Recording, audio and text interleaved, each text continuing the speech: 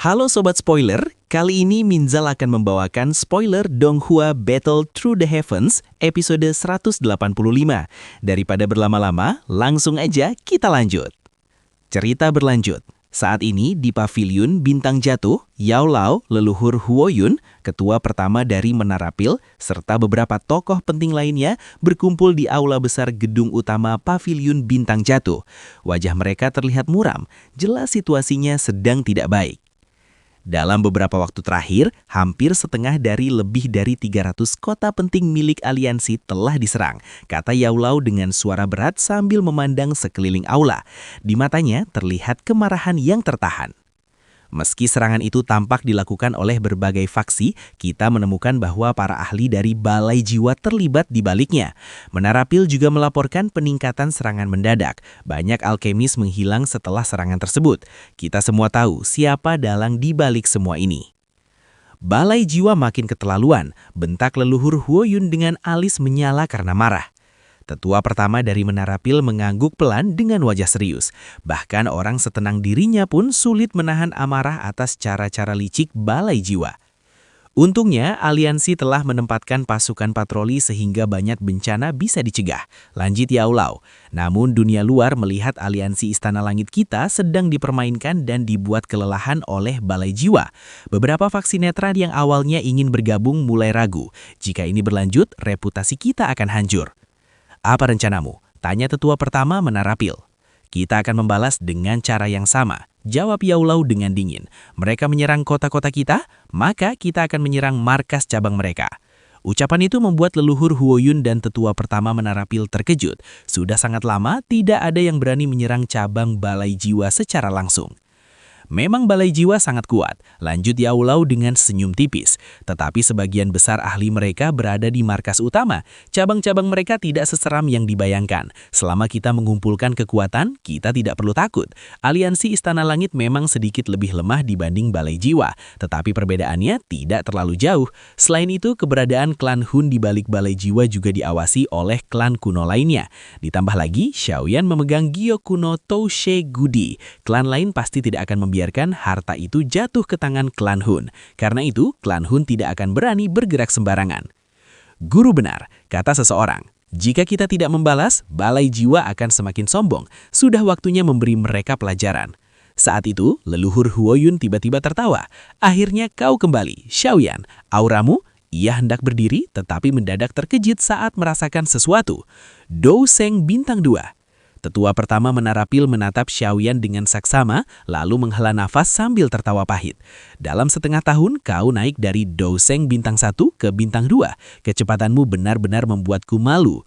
Yao Lao juga terkejut tetapi segera tersenyum bangga sambil mengelus janggutnya. Namun pandangannya lalu tertuju pada Zian yang berdiri di samping Xiaoyan.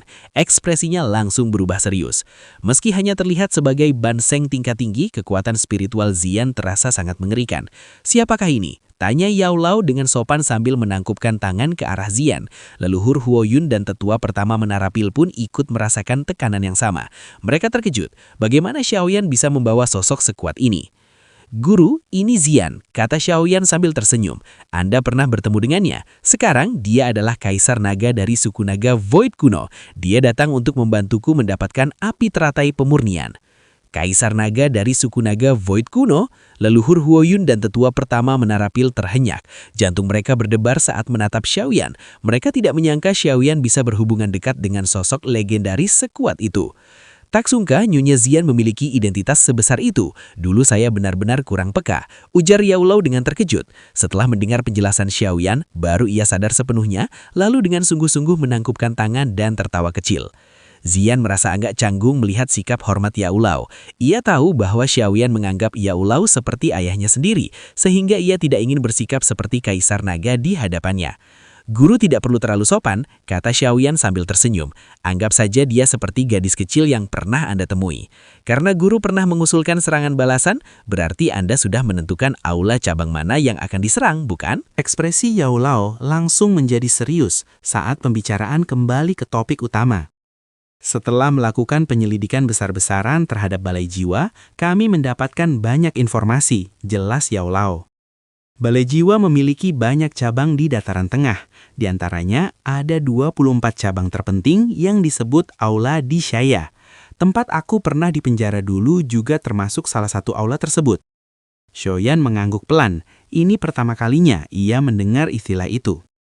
Di atas aula di Shaya masih ada Aula Tianggang, lanjut Yao Lao. Aula Tianggang jauh lebih penting bagi Balai Jiwa. Mereka terbagi menjadi 3 tingkat. Surga, bumi, dan manusia. Aula surga adalah markas besar Balai Jiwa, tapi sampai sekarang kita belum mengetahui lokasinya. Kali ini target kita adalah aula manusia dari Aula Tianggang. Xiaoyan mengerutkan kening. Seberapa kuat mereka? Aula bumi dikelola oleh wakil kepala aula, sedangkan aula manusia dipimpin oleh Tianzun pertama dan Tianzun kedua, jawab Yao Lao. Namun kita juga harus mempertimbangkan kemungkinan bahwa Balai Jiwa telah memperkuat pertahanan mereka. Tianzun ketiga sudah mati di tanganku, kata Xiaoyan dengan tenang. Tianzun kedua, Saint Guyu, hanya banseng tingkat tinggi. Jika bertemu lagi, aku tidak perlu takut. Sepertinya aula manusia masih bisa kita hancurkan. Biarkan aku yang menangani penghancuran aula manusia. Aliansi tetap membutuhkan para ahli untuk berjaga kalau-kalau Balai Jiwa melakukan serangan balik. Karena itu, aku berharap leluhur Huoyun dan tetua pertama tetap menjaga tempat ini. Aku akan ikut denganmu, kata Yao Lao setelah berpikir sejenak. Lokasi aula manusia sangat tersembunyi. Tanpa pemandu akan sulit menemukannya meskipun memiliki peta. Xiaoyan sempat ragu, lalu mengangguk setuju. Dengan Ziyan, seorang bintang 4 Dousheng di sisinya, hampir tidak ada ahli di dataran tengah yang bisa mengancam mereka. Bahkan kepala aula Balai Jiwa pun tidak akan mudah mengalahkan mereka. Kalau begitu, kita beristirahat beberapa hari, kata Yao Lao sambil mengelus janggutnya. Setelah itu kita berangkat menuju aula manusia. Tatapan Yao Lao menjadi tajam. Selama ini Xiaoyan dan Yao Lao terus bersembunyi dari Balai Jiwa. Sekarang mereka tidak berniat bersembunyi lagi. Jika tidak membalas dendam, bagaimana mungkin hati mereka bisa tenang? Saat itu Xiaoyan melihat Xiao Xiao melayang riang ke arahnya. Ia segera melangkah maju dan memeluk putrinya. Kehangatan langsung memenuhi hatinya. Ayah, ibu di mana? Tanya Xiao Xiao dengan mata hitam besarnya sambil melihat ke belakang Xiaoyan mencari Medusa, Kailin. Ibumu masih berlatih, jawab Xiaoyan lembut. Setelah selesai, dia pasti akan kembali padamu. Saat memeluk Xiao Xiao, Xiaoyan terkejut. Ia merasakan bahwa energi besar dan liar di dalam tubuh putrinya kini telah menjadi jauh lebih stabil, bahkan bisa bergerak mengikuti kehendaknya. Bakat Xiao Xiao benar-benar luar biasa, ujar Yao Lao sambil tersenyum. Dalam setengah tahun saja, dia sudah mampu mengendalikan energinya sendiri. Dia sudah pantas disebut sebagai Douzong Elite. Xiaoyan mengusap kepala kecil Xiao Xiao dan tertawa pahit. Dulu, ia harus melalui perjuangan panjang hanya untuk mencapai tingkat Douzong. Sementara itu, putrinya mencapainya hampir tanpa usaha. Selain itu, dia juga sangat tertarik pada penyempurnaan pil. Lanjut Yao Lao penuh kasih sayang. Aku berencana mengajarnya mantra api saat dia sedikit lebih besar. Setelah itu, aku akan membantunya mencari api surgawi dan perlahan membiasakan diri dengan mantra tersebut. Kau benar-benar terlalu memanjakannya, kata Xiaoyan tak berdaya. Ia lalu menyerahkan Xiao Xiao kepada Ziyan yang tampak penasaran. Setelah itu, Xiaoyan mengepalkan tangannya, sebuah botol giot muncul di telapak tangannya. Di dalamnya mengambang setetes cairan emas yang memancarkan riak energi mengerikan. Apa ini? Ekspresi Yao Lao berubah saat melihat cairan di dalam botol giot.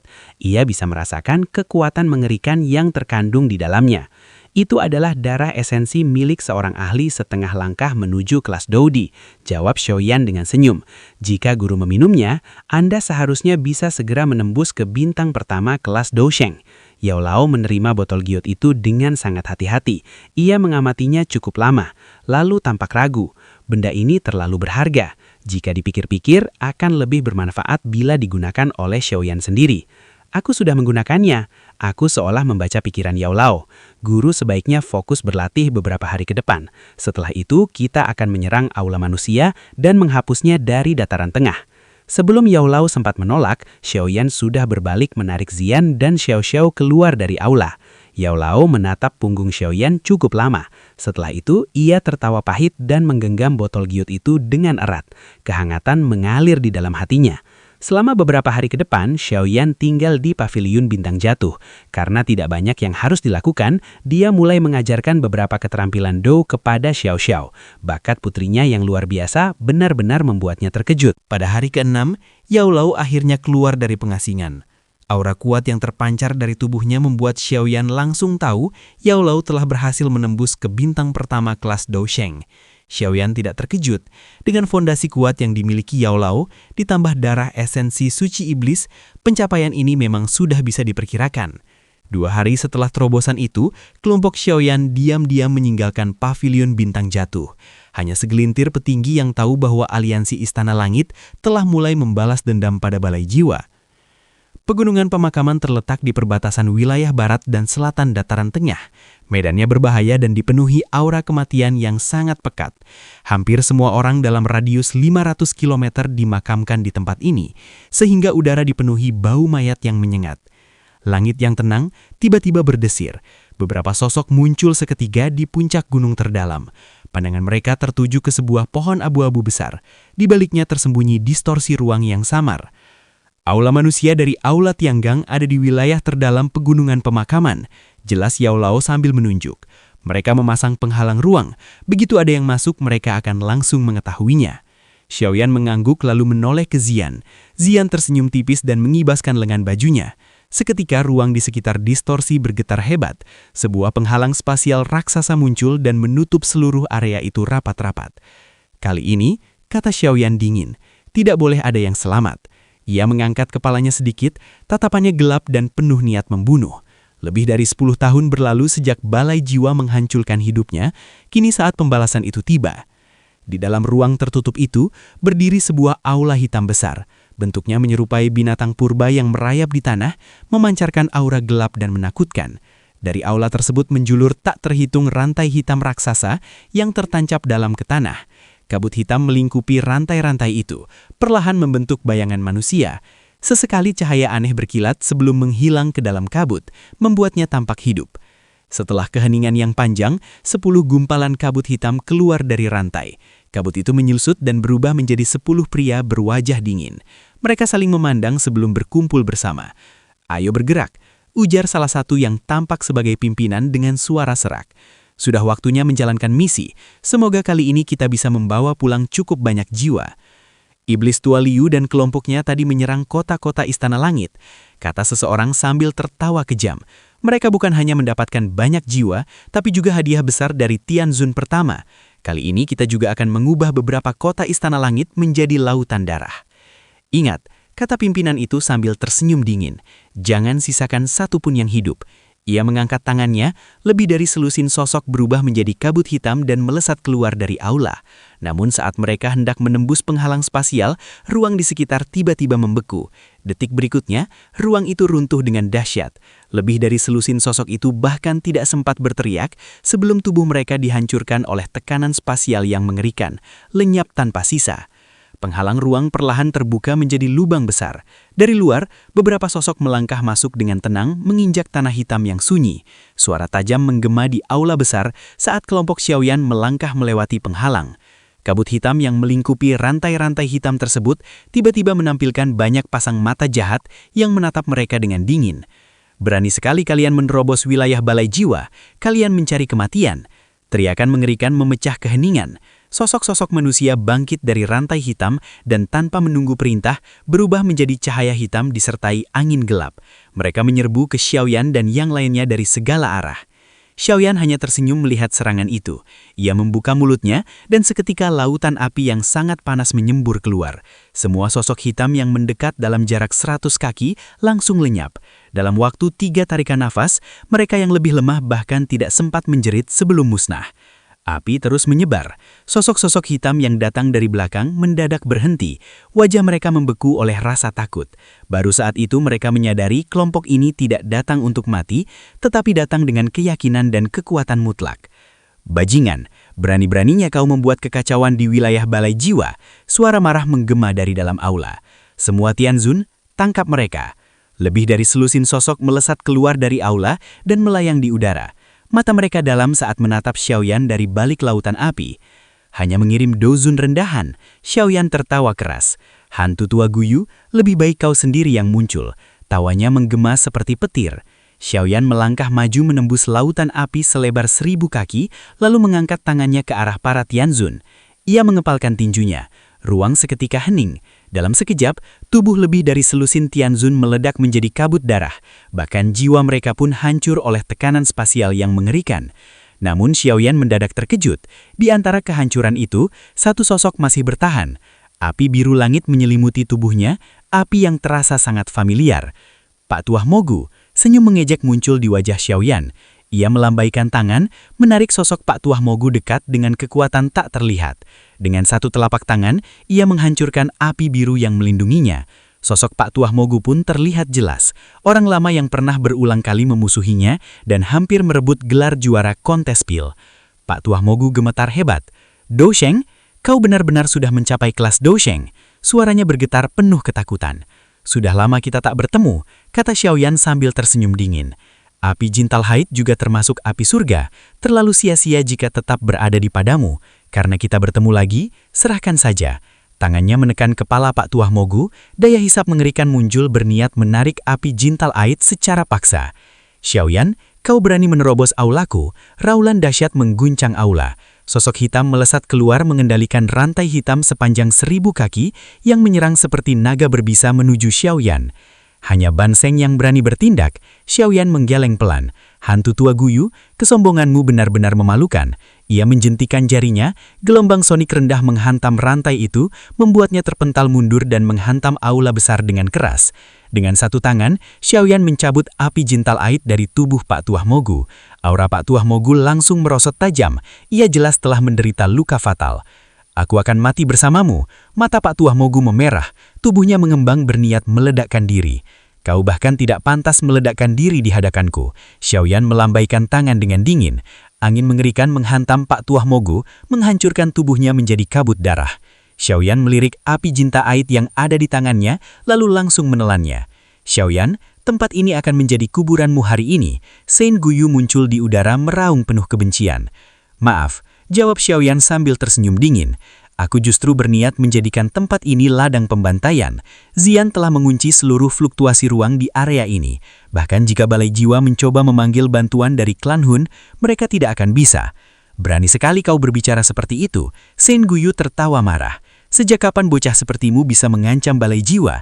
Xiaoyan tidak menghiraukannya, pandangannya beralih ke aula hitam besar. "Tianzun pertama, tidak perlu terus bersembunyi. Hari ini aku, Xiaoyan, akan mengubah tempat ini menjadi neraka." Oke Sobat Spoiler, sekian pembahasan spoiler Donghua Battle Through the Heavens episode 185. Minzal ingatkan karena ini adalah versi novel, jadi Minzal ya bisa jamin alurnya akan persis sama dengan versi Donghuanya. Tapi intinya alur ceritanya akan tetap sama. Makasih banyak buat Sobat Spoiler yang udah nonton sampai habis. See you and bye-bye!